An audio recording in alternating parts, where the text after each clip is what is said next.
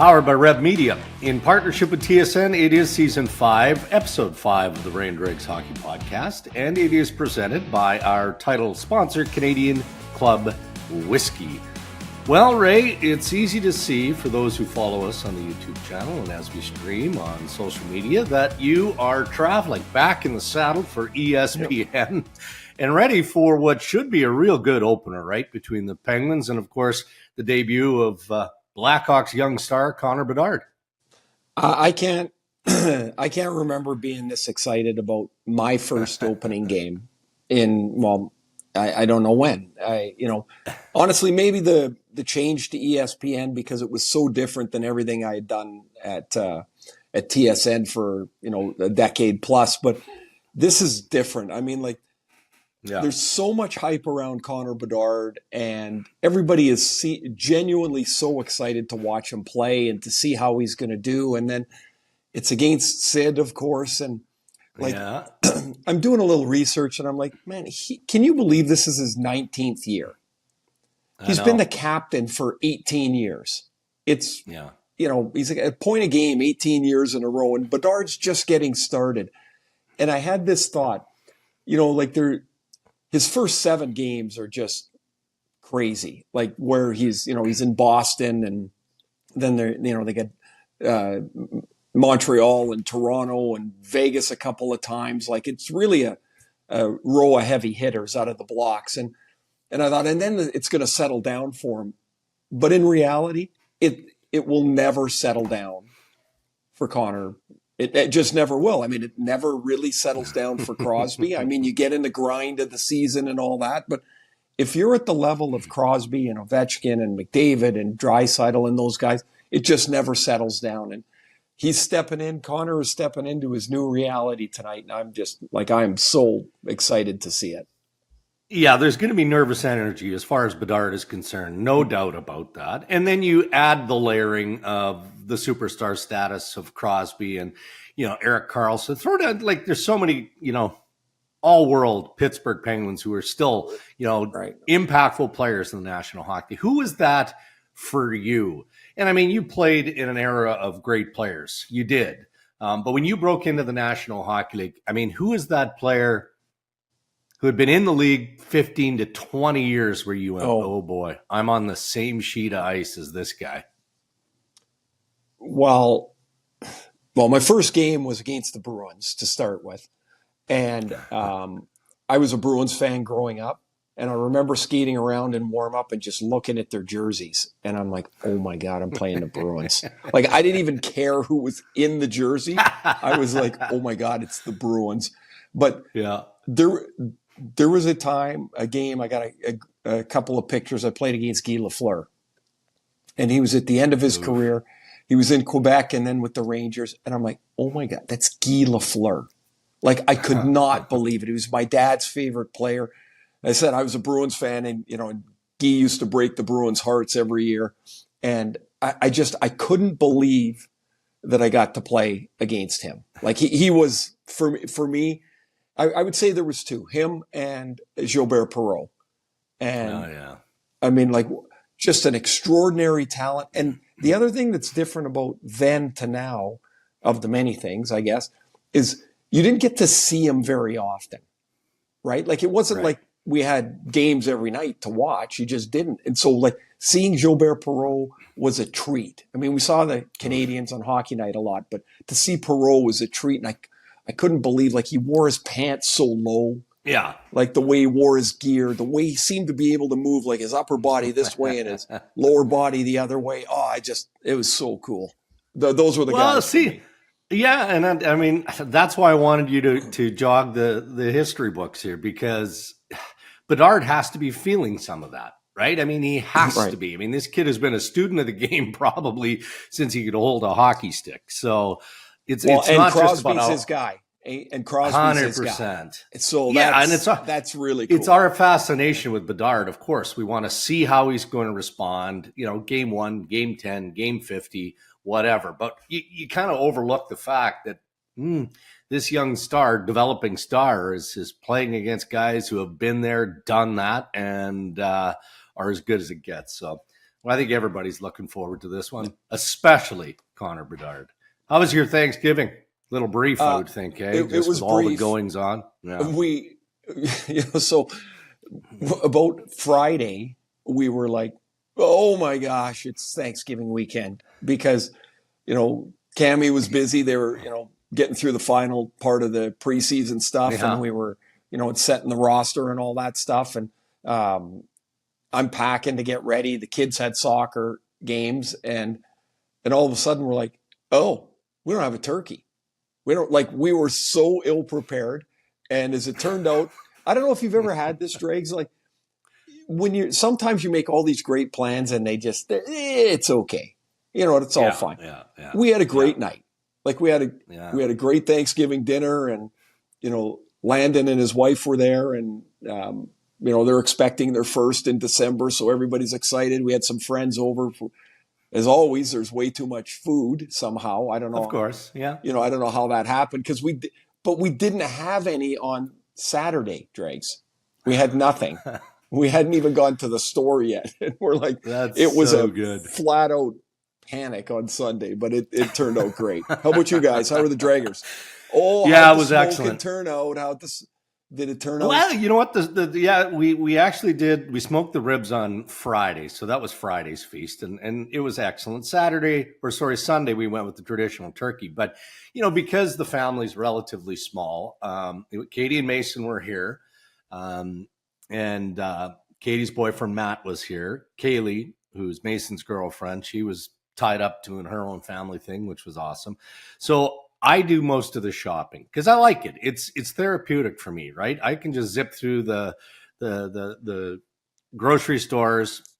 Sometimes I have a list, often I don't, but it's a bit therapeutic. So I go to the local store and I'm like, all right, well, I hate cooking the big turkey because 2 days later you're sick of it and you got to have a carcass. Never sick of it. Never. Yeah. By day 2, man, I've had my fill. So I go in there to the store and I'm thinking, maybe I'm just going to buy a couple of turkey breasts and some drumsticks. So pieces of the turkey, cook it up that way. I thought that'd be a good idea. And Ray, I walk into this store and it's like this heavenly halo is hovering over me. Yeah, you got drawn right in, didn't you? How big? I did, but I'm going to show you. No, hold on. It's the greatest thing ever. And I'm sure there are people who are listening, watching, going, you're an idiot. But I'll send a picture so we can post it. I walk in. There is a perfectly sliced half turkey. So imagine the full turkey just cut right in half. So you get the full half. So you get the drumstick, the thigh, the breast, everything that goes into the turkey, but only half of this. And it was like 9.5 pounds. It was perfect. And so, you know what? I there with that 9.5 pound half turkey. Dregs, I don't think that's a bad thing. I'm going to send you a picture. I'm going to send you a picture. I could see that. I could see that. But we ended up with a little leftovers, and, a couple of teenagers are ravaging it this week. So, of course. Okay, we're going to jump right into Tim Horton's headlines in just a second. Shout out to my buddy at the Cabbage, Doug Haberstock. He's the guy that kind of keeps everything going at the Cabbage when I'm not there. So he's a very important person in my life. He's a good friend. Remember, he's the guy that I told you I was with at the Prairie Lake Lodge golf course, got the hole-in-one, right? I've only seen one hole-in-one, Dougie. And that was his 10th. Remember, we talked about it. Yeah, that's just not even. I can't even be happy for the guy. I mean, good for you, Doug. Way to go. 10. Really happy for you. Okay. Well, he just got 11. He just got 11. Stop it. Late last week or on the weekend. Yeah, 15th hole. Like 105, 102-yard hole, but still. This guy is dialed in. So shout out to Dougie Haberson. Attaboy, Doug. 11th hole. Really happy for you again. Yeah, really happy. Hey, yeah, we're all happy for you. Cheers, Doug. Hey, Canada, Tim's NHL trading cards are back with the all-new set, so get ready to unpack the thrill and score your favorite hockey stars. Grab them before they're gone. A real hot commodity. I love the commercials. Available now only at Tim's. Okay, Tim Horton's headlines. Connor Hellebuyck, Mark Scheifele had all of us just scrambling yesterday because we did the season preview on TSN, and you know how methodical those things are put together, right, Yes. Ray? It's like, okay, you've got 3 minutes and 4 seconds to talk about the Edmonton Oilers here in segment 2 or whatever it is. So if you go 3 minutes and 5 seconds, we're screwed. It's over. Billy's So in your the ear. lead- Hey, Billy's Yeah, in your ear. Oh, we're Billy getting D. heavy. We're getting heavy. That's segment 3. Pick it up. So Connor Hellebuyck and Mark Pretty Scheifele good. agreed to 7-year extensions at $8.5 million per. I guess the takeaway for me, Ray, is that this should kill the thought that players no longer want to stay in Winnipeg. They're not going to sign. I mean, you can use the evidence of Pierre-Luc Dubois, who's now with the Los Angeles Kings, and that's on him. I mean, he's entitled to pick his place and manage his career the way he did. So no hard feelings there. They got good return. But I think these are important contracts from a business perspective too, Ray, right? Because it's been a challenge the last year or so in selling tickets, like renewing season tickets. Even some of the preseason tickets in Winnipeg were a bit of a challenge to sell. So the message, I think, in signing these two guys, still a top NHL forward, a Vezina Trophy winning goaltender, is that we're in it to win. We're trying to win right now. And I think that that's an important message to not only the fan base, but to maybe everyone around the National Hockey League, right? I mean, they're all in here. I was in the lounge in Toronto waiting for my connection flight, and I'm scrolling through, and I see the headline that they've signed. My first thought was it was bogus, was that somebody had sent out a bogus account.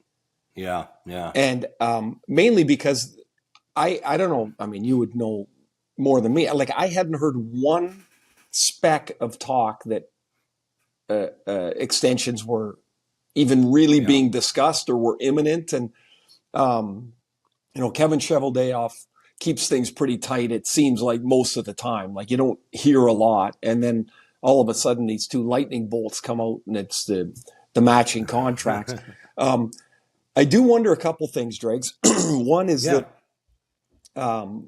with the goalie market in itself over the last year or two, there seems like there's a little bit of a lid on what teams want to pay goalies. It's almost like in the NFL, running backs are critically important, and yet somehow they're across the league, their financial value has got a lid on it. And it feels like the same for the goalies. And so maybe Connor Hellebuyck took a look around. He knows what he knows in Winnipeg. He likes it there. He likes the lifestyle, like the life there. Maybe going to someplace in the East was not his thing. And so you've got great dollar, great term, and a place when you're comfortable. And I thought that with Hellebuyck for sure. Amazingly, both these guys are 31 years old. Like in Scheifele in particular, I feel like he's way younger. He does seem that way. But he's just not.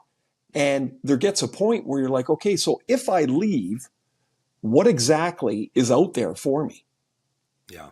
Like, is there a 7-year deal somewhere? Because he'd be 32. Probably not. So they start making a decision that's the best for them at that time.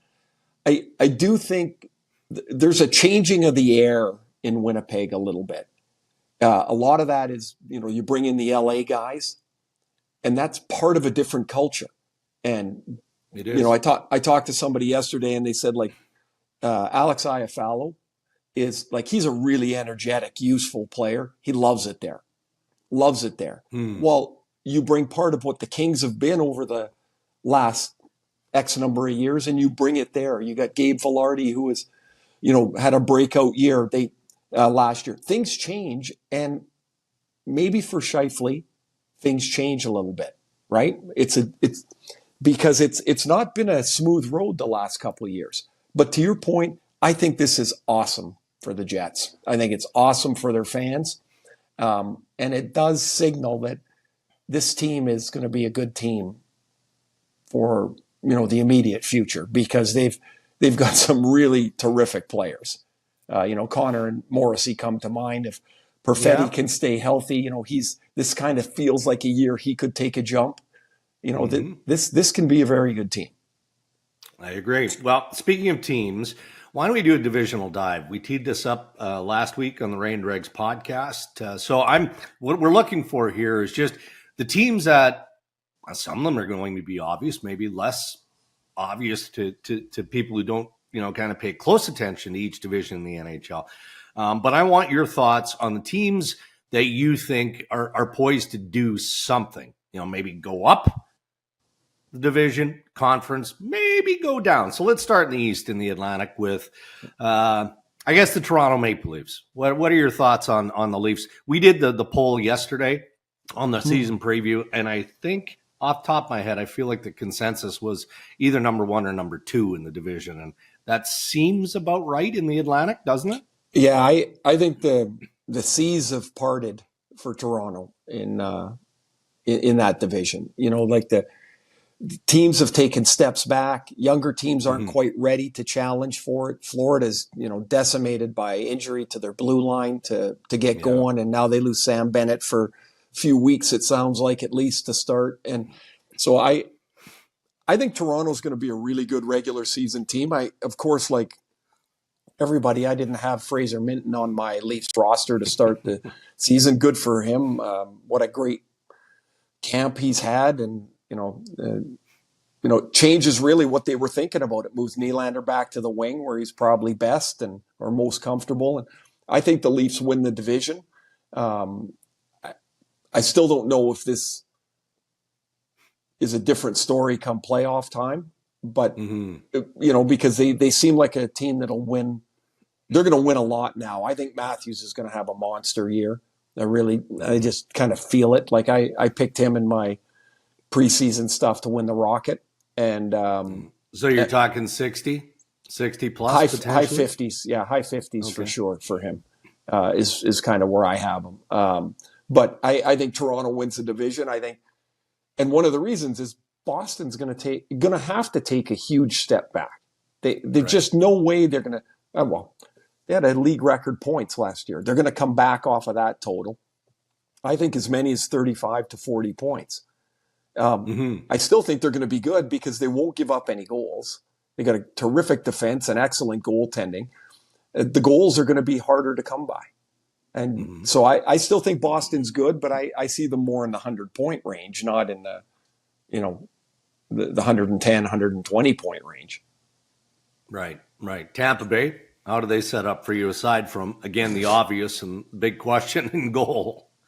There is, okay, I'm going to say this the word isn't positive, but what I mean is incredibly positive, is there's a winning arrogance to Tampa right now.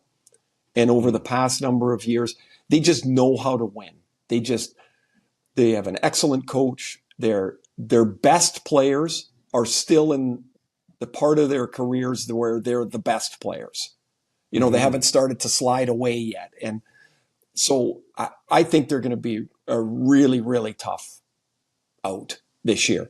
However, they have no cap space. They can't really replace Vasilevsky. So you go into the season with Johansson in goal, who is, he's bounced around on waivers back and forth. And, Matt Tompkins was with the Canadian Olympic team and played in Sweden. I don't know. How are these guys going to stand up in goal? How are they going to do? I was shocked they weren't able to fit a goalie in on waivers yesterday. Yeah. I was shocked. I thought they would. Now, maybe that can change in the next couple of weeks, but because they still do have Vasilevsky's cap space for 2 months. But, man, I was really surprised that yesterday didn't yield a goalie for them. Well, and just to bring it into light, Marty Jones clears waivers for the Toronto Maple Leafs, and the Leafs added a $100,000 bonus, which was payable, I believe, today. Do you think that could have been a deterrent in any way, shape, or form for a club. Maybe, I mean, for Tampa Bay, like every dollar counts, but why? right? But why would that matter? Because salary, the cap hits $875, whether you pay it $820,000 today and $50,000 for the rest of the year. Like it still it is. I mean, I might be way wrong. I think too much was made by it. I think it's a neat little gimmick that maybe causes somebody some pause, but I don't think that would be the deciding factor. But Montreal kept 3 goalies. Yeah, they clearly didn't feel like they could get either Montembeault or Primo through waivers, and so they kept 3. Well, that's not going to stay, and that's why I say yesterday was odd for me that they didn't add anyone. Maybe they will in the nearby, but that's I think Buffalo is going to really take a run here. Sure. I don't know what Florida can be until they get everybody back. And Dregs, the way they played in the playoffs is really next to impossible to play for 82 games. Yeah. They played so hard, and it would just be really hard to rev that up again. Ottawa, I think for me, they feel like a little bit of a wild card still. I think, but I think you can see they're on the move. I mean, I don't think Detroit's quite there yet. Yeah. Just a quick thought. You bring up Ottawa on Vladimir Tarasenko. That was a strange one for me. That was a strange ad by the Ottawa Senators for me because they had the Pinto situation lurking and, some other things that they had to get done. Does he still have game? Is he capable of being an impactful player, or is this? Well, okay. I guess that depends on your view of what impactful is. I watched him with the Rangers last year. I did the playoff series. I thought he worked really hard. I just don't think he's got what he used to have. Mm-hmm. Like he's not a 40-goal guy like that. No. That to me, I don't think that's there anymore for him. But I was quite impressed with how he tried to play. But I'm with you. I mean, they lost to Brinkett, and I mean, are they trying to replace those goals in aggregate with Kubalik and Tarasenko? Yeah. Maybe that's the case. Sure. Yeah. Okay. Metro Division: Carolina, New Jersey, Pittsburgh. All 3 of those teams kind of on your radar going in. They are. I think Pittsburgh's going to be pretty good. I'll start with them first, just since I'm here. I thought they did a really good job. Kyle Dubas comes in, and there's a different view on how the team should be put together. First thing they attacked was speed. They are much quicker than they were last year, and somehow the Penguins got slow, and that's not the Penguins under Mike Sullivan that I'm used to watching anyway. They add Karlsson. It will be interesting to see how Karlsson and Letang work along the blue line together. I mean, it didn't work in San Jose when they brought Brent Burns in there. Mm-hmm. That didn't work quite so well. But I think Letang will be better with less responsibility heaped on his shoulders every night. I think Pittsburgh's pretty good. Tristan Jarry will hold a lot of the season in his hands, right? Whether he can be first half Jarry or second half. After he got hurt in the outdoor game last year, his numbers were really good before that and really rotten after it. And so now he's had a full off season to rehab and train, and they signed him to a 5-year extension. Pitt's got a legit top 6. And I think their defense, they're top. They had at Ryan Graves. I think their top 4 at least is going to be pretty solid. Health will matter for an older team, but Pitt's going to be there now. New Jersey and Carolina, I go back and forth picking one or the other to win the division. They play 2 completely different styles of play. Carolina just doesn't give you anything. But I don't know that even with Svechnikov back with his ACL stuff, Dregs, I don't know. They feel like they miss a scorer. I agree with that. It just feels like it's not there. They got to work so hard to score. And I wonder if that's a bit of their Achilles heel. For for Jersey, they're, I don't know what to expect. Is Vitek Vanacek or Kira Schmid, are they legit top end goalies? Can they be in combination one top end goalie, like a 1A, 1B thing? But the Devils they are good and they are fast, and they've gained experience. They had Luke Hughes on the blue line this year. He steps in where, they don't have to, they didn't bring back Graves, who goes to Pittsburgh, but you've got a player they're just ecstatic about in Hughes, to get Luke Hughes to get in there. I do think Jack Hughes will be the first Devil to get to 100 points in their history this year. Oh, wow. Okay. So when you look at the East, before we shift over to the West, are you thinking, no particular order, but Toronto, Carolina, New Jersey, like battling? Those would be my three. Conference? Yeah, those are my three at the top of the conference. And I think the Eastern Conference winner will come out of the Metro. Okay. Whew. That's going to be a fun division to watch. I mean, the East in general is loaded with talent, but that one specifically is going to be interesting. Okay, we talked about Winnipeg in the Central Division, so we can shift over to a couple of other Central Division teams.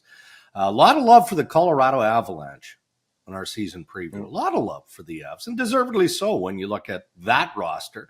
Colorado, Dallas. I had Dallas in the Western Conference Final against the Edmonton Oilers, Edmonton prevailing. But again, people paying close attention to Dallas. So what do you like about Colorado, and what are you thinking about the Dallas Stars? Well, it would be hard to believe that Colorado could be as injured this year as they were last year.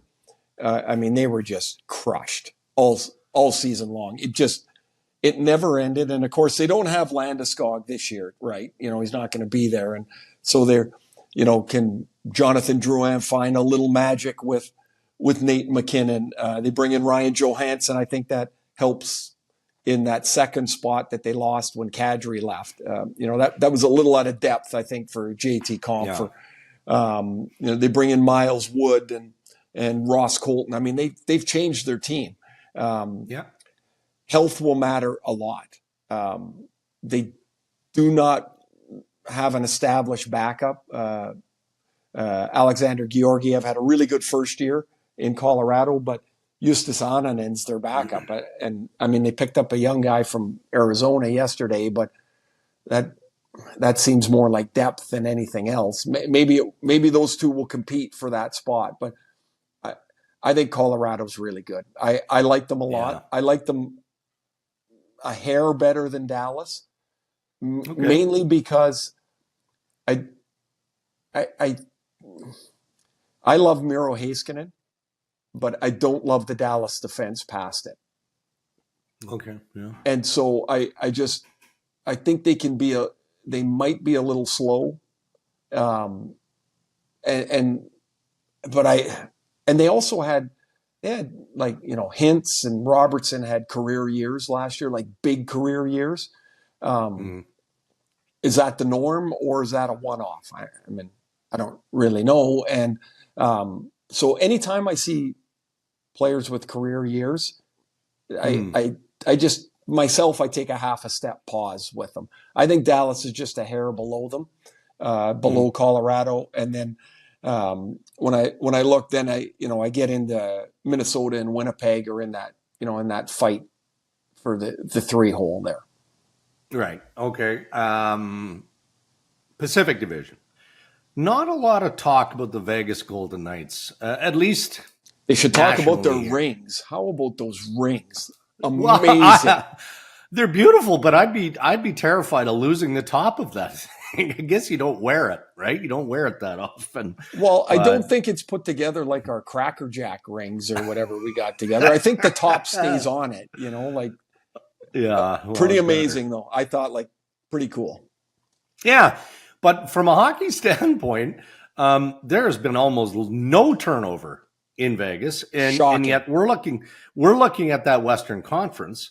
And we're doing the division dive here, but we're looking at that conference, and rightfully so. We're looking at Connor McDavid and Leon Draisaitl and the good things we expect from the Edmonton Oilers. Colorado, Dallas, you've already talked about, but Are we underselling the Vegas Golden Knights as the defending Stanley Cup champions?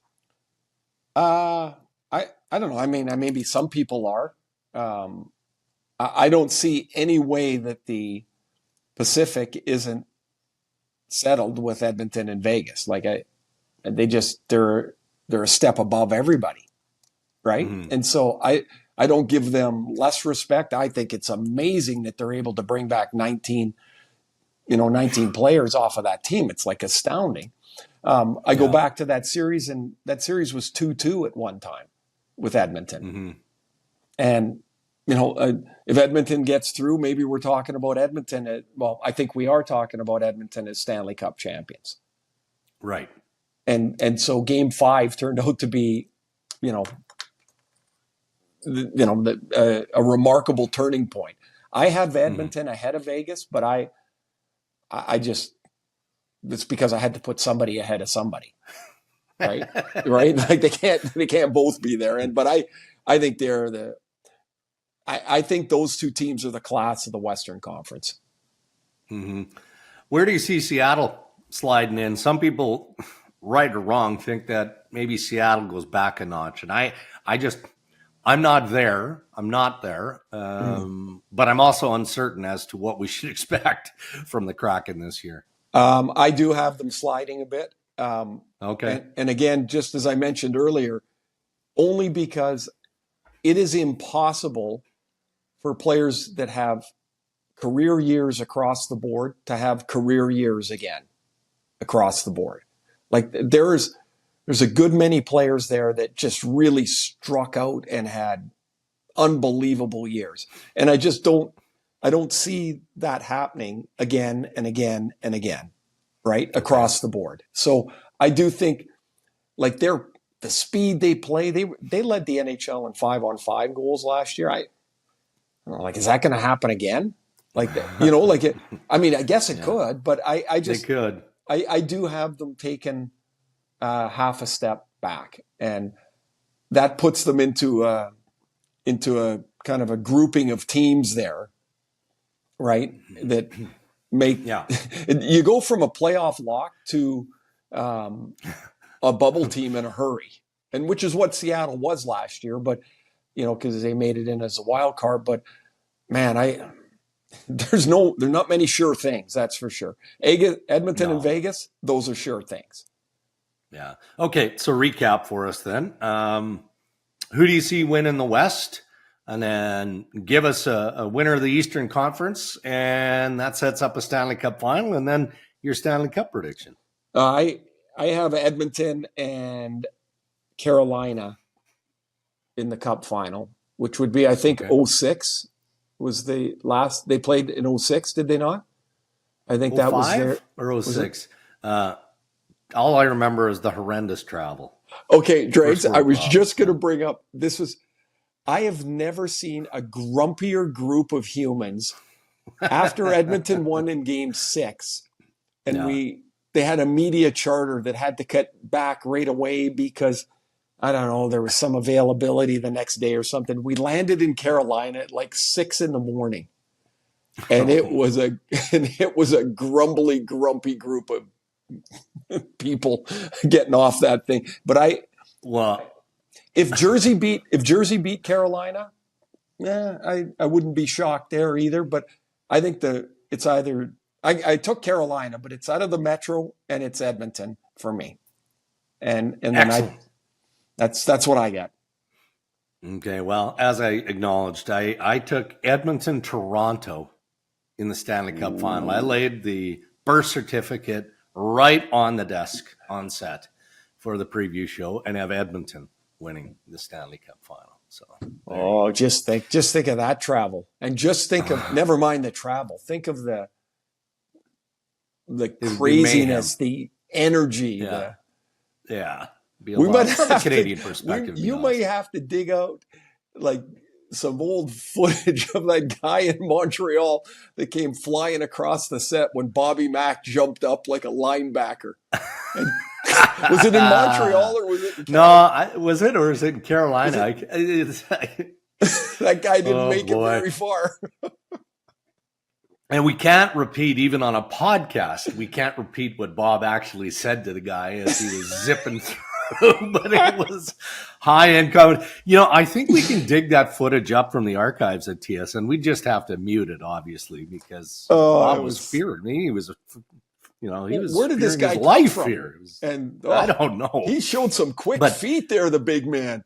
I loved it. There was security on board the very next day. That was the end of that game. So anyway. All right, those are your Tim Hortons headlines. Thank you, Tim Hortons. Tim's NHL trading cards are back. Unpack the thrill. Score your favorite icons with an all-new set. Get yours before they're gone. Only at Tim's. Interviews on Ray and Dregs this year brought to us by Canadian Club Whiskey. They're introducing the first release of the Canadian Club Invitation Series. Yummy. CC 15-year-old sherry cask. It even sounds terrific. It's the signature CC Classic 12-year-old whiskey finished with a secondary aging in the Oloroso sherry cask. All the hallmarks of classic Canadian Club with the added richness and sweetness of sherry. And we're thrilled to have Cole Caufield of the Montreal Canadiens joining us on the podcast later this week. So great personality. He's not afraid to say what he thinks. And I'm curious to learn what he thinks of that club, right? There's still seemingly auditioning for the winger on that line with Caufield, Suzuki, and is it Alex Newhook? I think most thought it would be. But there's opportunity there. Could be a dynamic line. So Cole Caufield, Ray's going to join us later this week on Ray and Dregs. He's, he's got that it thing, doesn't he? Whatever it is. Like, he's just, and can he score? He can score. Yeah. Look forward to talking to him. Is he ready for, he's ready to score 50, but is that team strong enough around him for him to get 50, or is that a little too? I think that's still in the future. I mean, for all the, positivity or excitement around Montreal, I mean, that's, they're starting on the way out of it because they've got so many young prospects, but there's still a ways to go there, I think. All right. Ask Ray and Dregs anything. You can send us your questions. Twitter, Instagram, at Ray and Dregs, or on the website, rayanddregs.com. Got a few interesting ones today, Ray, so we'll zip through those and get you on your way. Mm-hmm. Brandon Cartwright says, hey, guys, love the show. I listen to every episode. Thank you. Every single episode. Thanks, Brandon. Ray, are you still doing the cold showers? He says, I imagine he dropped that. So let's start. Just still taking cold showers? Just got out. Before we start, I have my morning routine that I do. It takes me about 30 minutes, and then I jump in the cold shower, and still there. I'm debating the cold tub, but because I am not, like, there's no chance I'm spending the money that they charge for these cold tubs. So I'm kind of looking at a workaround. And Dregs, a buddy of ours, Cammie and I's, they bought, and this could be right up your alley, Dregs. They bought a freezer, like, one of the coffin freezers, Yeah. They sealed it, and they use that as the cold tub. Wow. And I'm like, indoors, obviously, right? What do you mean indoors? Well, it's got to be somewhere indoors. No, it doesn't have to be indoors. It can. No, it doesn't. If you've got power outside, you got to plug the thing in so it stays cold. I am not lugging bags of ice back and forth. If you can't, otherwise it'll be the cold shower. But yes, indeed, I'm still hanging in there with it. Just go online, buy a cattle trough, drag it out to the back. You mean the thing where they eat? Google it. Yeah, no, they drink the big, galvanized. Yeah, well, that's what the freezer is. It's the same thing, except I'm not buying a cattle trough, for crying out loud. Okay, Brandon has a question about Evgeny Kuznetsov. He says, with him wanting a trade and being vocal about his past few years in Washington, does it make sense for general manager Brian McClellan to try hard to swap Kuznetsov, maybe a prospect and a pick, for, wait for it, Ray, he said Mark Scheifele, but this was probably before Scheifele signed the 7-year extension yesterday, because it was funny. The reaction as soon as we put out that Scheifele and Hellebuyck had extended, people are calling me going, well, does this increase the possibility of trade? And I'm like, no. I mean, Scheifele wants to stay in Winnipeg. He wants to win in Winnipeg. So let's swap out Mark Scheifele for Brandon here. And he was thinking of the line of Ovechkin, Scheifele, and Tom Wilson, and what that might be able to look like. But if a player like Kuznetsov truly, really doesn't want to be there, then yeah, Brian's probably going to find a way or try and move him, but it may not be an easy move with Kuznetsov. Well, there's the whole deal of it at the end. It's like, well, why doesn't Team A trade Team B this guy? And it just doesn't work. And, Kuznetsov's not he's not the player he once was. And so I think you got to be careful always that you're trading a player from 3 years ago, not the guy today. I'm with you.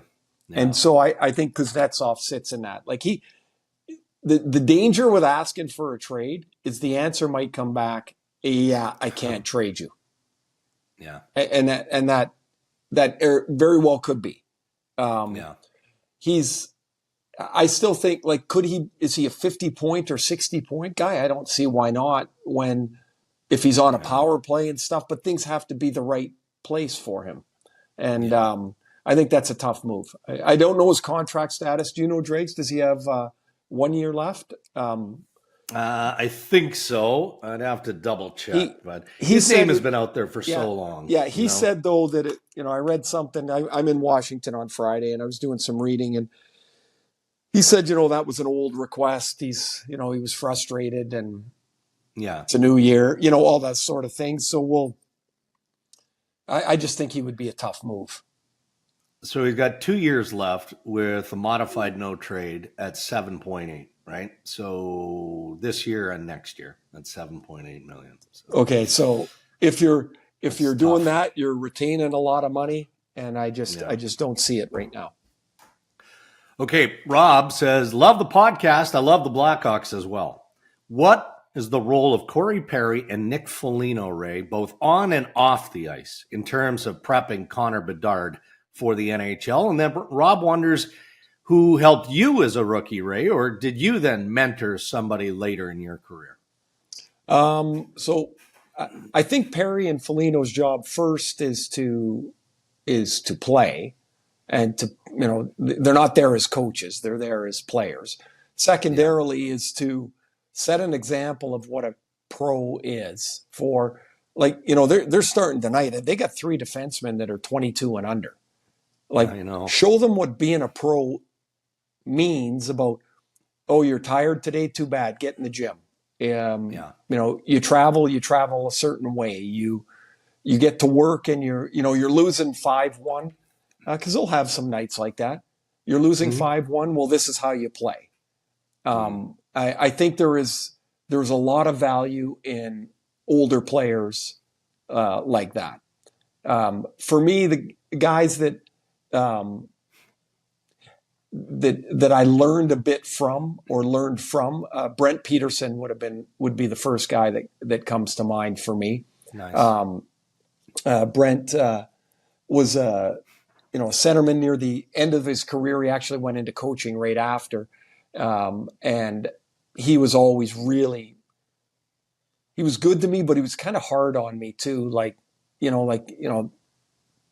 You may have noticed I was a little grumpy on myself or at others. And, so he was he was good. He was really good. He would be the guy I think I would pick. And as far as mentoring somebody, when I got to Atlanta, I felt like I did that quite a bit, but that would be up to somebody else to say whether I actually helped them or not. No, that's fair.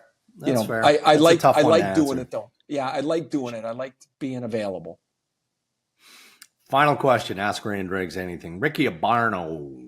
Ray, what was the perception of the Islanders when you were traded there? And did you look forward to playing for Al Arbour, legendary coach, just based on his history and the history of that organization when you got there? Well, I got there in November of 90. The Cup run had been over for a few years by then. And all of the stars were gone, right? Of the Cup teams. Trottier, Bossy, Gillies, Nystrom, Potvin, like Billy Smith, they were all gone. So it felt like a team that was in transition. And shortly after I got there, they traded Brent Sutter and traded Pat LaFontaine too. And so the perception was, oh my gosh, like, what are we doing? It felt like a little bit of the wilderness. As far as playing for Al, I was terrified of him without ever having spoken to him. And then he, within no time, was my favorite, most respected coach that I ever played for. I just loved playing for Al. He was a fabulous coach. He was an amazing man. He really was. And I always consider that one of the great blessings of my career was to play for Al. Yeah, so many players say the same thing, right? Just a great man. All right, buddy. I was going to ask what your week looks like, but we know how it's starting at least, right? Coming out of the Canadian holiday weekend with a big one with the Chicago Blackhawks and the Penguinos to get this season rolling. Yeah, and then Friday I'm in Washington for Pittsburgh again. So those are my first 2 games, and then back home Saturday. Back home in time to watch a couple of kids' soccer games. So that's the treat at the end of the week. And hat tip to you, my friend, because historically doing the podcast when you're on the road is a bit of a technical challenge. But sometimes we battle with Wi-Fi. That's out of our control. We can't, that's out of our control. But the shot is nice. The frame is perfect. Like I got to be honest, rock though, solid. Yeah. I talked to Rashog yesterday, because, he's a detail sort of guy. And I sent him a note and I'm like, fuck, I forgot my my holder for the phone. It's propped up. If I move too much, I think this whole thing comes apart, Dreg. So I think we're going to get to the end. But next week I had this little bag. It was all there. It was all packed, but I forgot that. You forgot. Yeah, I forgot it. So, anyways. Well, but it looks so good. I'm not sure I'd monkey with it. I think I'd just leave what you're doing now for the rest of the year. Whatever that bag of goodies is, just it's still sitting downstairs at my house, so it'll still be in the same place when I get there. All right, buddy. You have a great week. We're going to enjoy your coverage tonight. Too, eh? You got to be busy. Yeah, too. we're grinding it out, right? Couple of insider tradings this week. It's we'll be in studio tomorrow for some of the Leafs opening nights and things like that. But it's good to be back, though. It feels right. Yeah, right. It does. I'm looking forward to it, and I like I said, I'm really, really excited to see Connor Bedard tonight. And so, what a big night for the league and for Bedard and his family. Yes. All right. Well, we'll check back later in the week. Cole Caufield. Thanks for listening. Canadians would join us. You bet. And thanks to our sponsors, Ray, who continue to support Ray and Dregs and make the pod possible. Our title sponsor, Canadian Club Whiskey. And, of course, Tim Hortons. Thank you for bringing us Tim Hortons Headlines twice a week on the Ray and Dregs podcast. And as always, as Ray mentions, thanks to you for listening, rating, sharing the podcast, and for following us on Ray and Dregs YouTube. Until next time, stay safe, everybody.